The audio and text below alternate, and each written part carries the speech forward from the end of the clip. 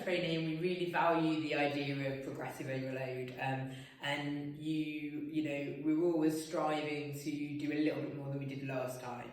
I think in terms of mobility, as in strength, that is a nice ideal, but the reality is your mobility is transitional. It'll wax and wane. Like things like hydration, hormones, inflammation, bloating, just whether you've sort of travelled for a long time and stuck in one position for ages, if you've been training particularly hard, or if you've got a new programme or movements that are quite new to you, often you'll feel a little bit uncomfortable and sort of stuck when you come to do mobility.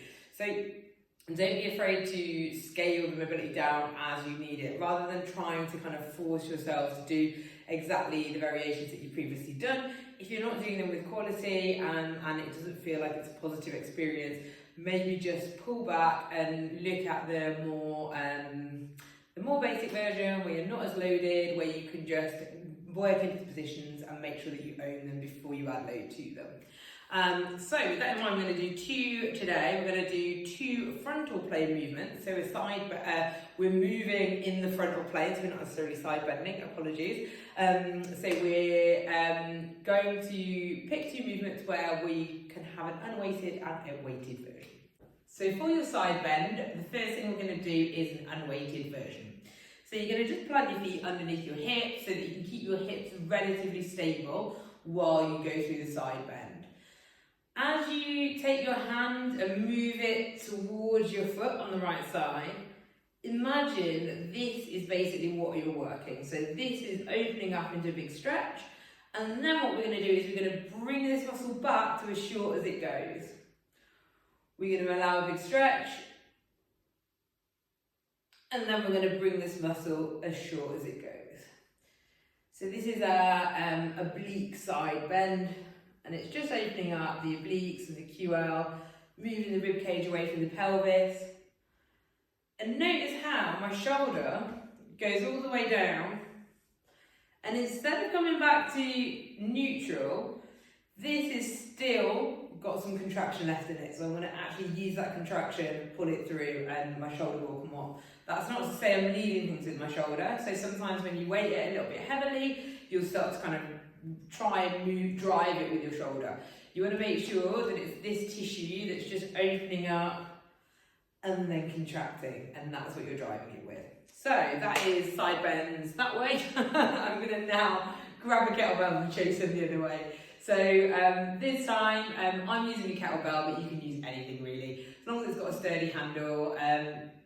One thing that's quite useful is using a little bag full of heavy books, just depending on how long the bag is, I guess. But yeah, you can. That's a good way of, or just holding something fucking heavy in your hands. Dumbbell obviously is fine. If you've got a band, you can kind of sometimes engineer standing on it slightly and using it that way. So yeah, use your within safety guidelines. Use your imagination. But generally speaking, you want a big weight. The weight's going to help pull you into this stretch position now, and it's also going to make you resist it coming back.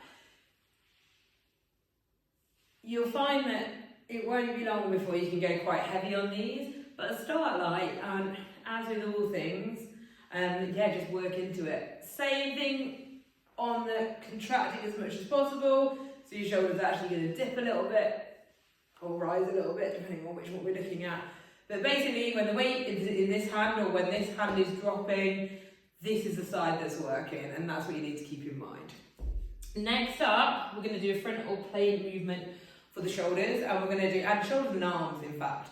We're going to do the lateral raise. So we'll do the unweighted version first. So from here, I'm going to cheat actually, because I'm not going to use the frontal plane. The frontal plane goes this way, right? And we're going to do a movement that is pretty much side to side, but we're just going to make it a little bit more comfy on the shoulders, and we're just going to bring it forward ever so slightly into that scapular plane. So rather than going right out to the side, you might just find it a little bit more comfortable if you're coming out just in front of you. And the first thing you're going to do is back of the hands to the ceiling, and you're just raising up. Raising up, and you're feeling that squeeze. So these are lateral raises, and there's two ways of doing lateral raises. We can either squeeze our shoulder blades and then let our arms move, and that's going to be really hard on the muscles of the upper arm. That's going to get a real kind of like mid-delt focus. Or we can let the whole system move, let our shoulder blades move, let our traps move, and that's going to include a little bit more upper back and shoulder into the movement. So you've got the choice of either of those. Like, I train both because they're both useful. So yeah, I think like it's a movement snack. Play with it, see what feels harder, see what feels more rewarding. Try both, and yeah, just get into it. If you want to do a weighted version, you probably don't want to weight it very heavy. So I've got 2.5s. I'll probably end up finding this quite heavy by the end of the set. So from here, we're moving in the scapular plane. Again, back of the hands to the ceiling. You can even imagine, if it helps, just pouring out 2 jugs of water at the top, and that's going to keep your little finger high and your thumb low. You want to like limit the amount of momentum that's coming from your hips. You don't want to be like swinging it up.